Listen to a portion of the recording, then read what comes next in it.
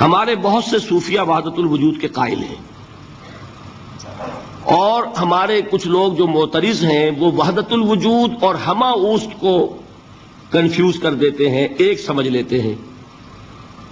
ہمہ اوست میں بیان کر چکا ہوں کہ بدترین شرک ہے، وحدت الوجود اور شے ہے، باریک بات ہے، سمجھ میں نہیں آتی عام لوگوں کے، سادہ ترین الفاظ میں آپ کو سمجھاتا ہوں۔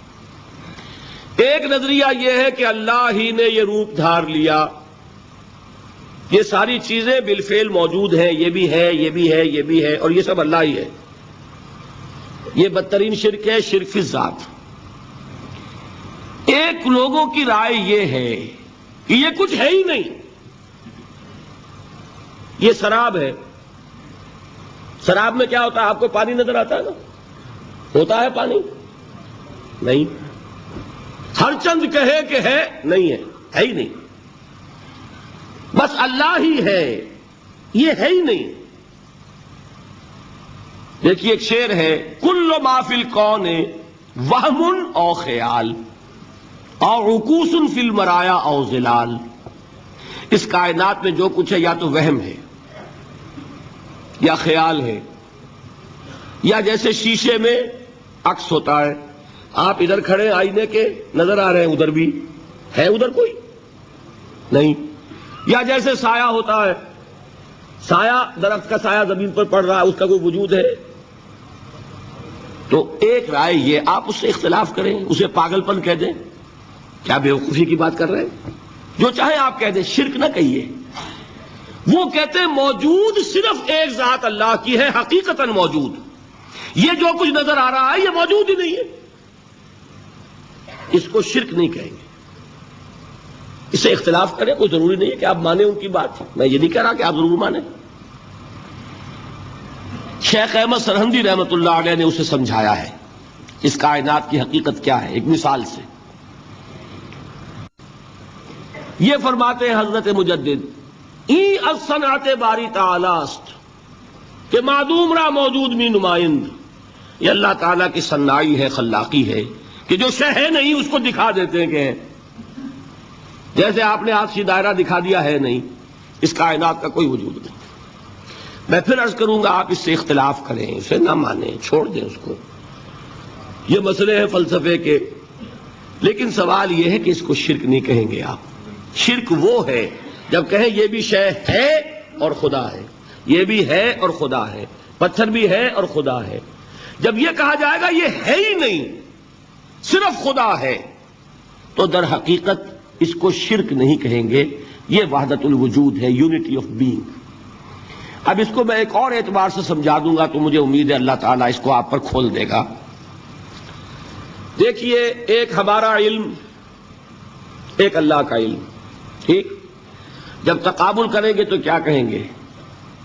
اللہ کے علم کے مقابلے میں ہمارا علم ہے ہی نہیں، ٹھیک؟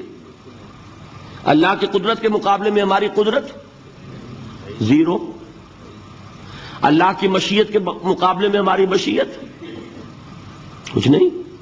وما تشاؤون الا ان یشاء اللہ، تم چاہ بھی نہیں سکتے جب تک کہ اللہ نہ چاہے۔ تو کیا ہوئی؟ خاک ہوئی۔ یہی آتے ہیں نا جو حدیث جس میں کہ دعا استخارہ حضور نے تلقین فرمائی، اور صحابہ فرماتے ہیں کہ حضور نے ہمیں اس طرح سکھائی یہ دعا استخارہ جیسے قرآن سکھایا۔ اس میں الفاظ کیا ہیں؟ فَإِنَّكَ تَعْلَمُ وَلَا أَعْلَمُ وَتَقْدِرُ وَلَا أَقْدِرُ۔ اے اللہ تجھے قدرت حاصل ہے، مجھے کوئی قدرت حاصل نہیں۔ اگر ظاہری الفاظ پر جائیں گے تو یہ تو خلاف واقعہ بات ہے۔ کیا حضور کو کوئی علم حاصل نہیں تھا؟ کیا تو حضور فرما رہے فَإِنَّكَ تَعْلَمُ وَلَا أَعْلَمُ۔ یا چلیے اگر کوئی اور عام انسان کہتا ہے میں نہیں جانتا، تو کیا کوئی علم حاصل نہیں اسے؟ کچھ نہ کچھ علم تو ہے نا۔ لیکن اللہ کے علم کے مقابلے میں وہ نہ ہونے کے برابر ہے۔ اسی طریقے سے سمجھ لیجئے، اللہ کے وجود کے مقابلے میں اس کائنات کا وجود نہیں ہے۔ بات ختم ہو گئی، مسئلہ صاف ہو گیا۔ حقیقی وجود صرف اللہ کا ہے، یہ اعتباری ہے، یہ ٹرانزینٹ، آل از چینج، پینٹا رائم، بدل رہی ہے، ہر شے کسی چیز کو ثبات نہیں. آپ ایک لمحے پہلے جو آپ تھے وہ آپ، ایک لمحے بعد وہ آپ نہیں ہیں، بدل گئے آپ. ایک تسلسل ہے آپ کا کہ آپ سمجھتے ہیں کہ آپ وہی ہیں کہ جو آج سے 10 سال پہلے تھے. کیا آپ وہی ہیں؟ بدل چکے. خون پورا بدل چکا، نہ معلوم کتنی دفعہ بدل چکا، کھال بدل چکی.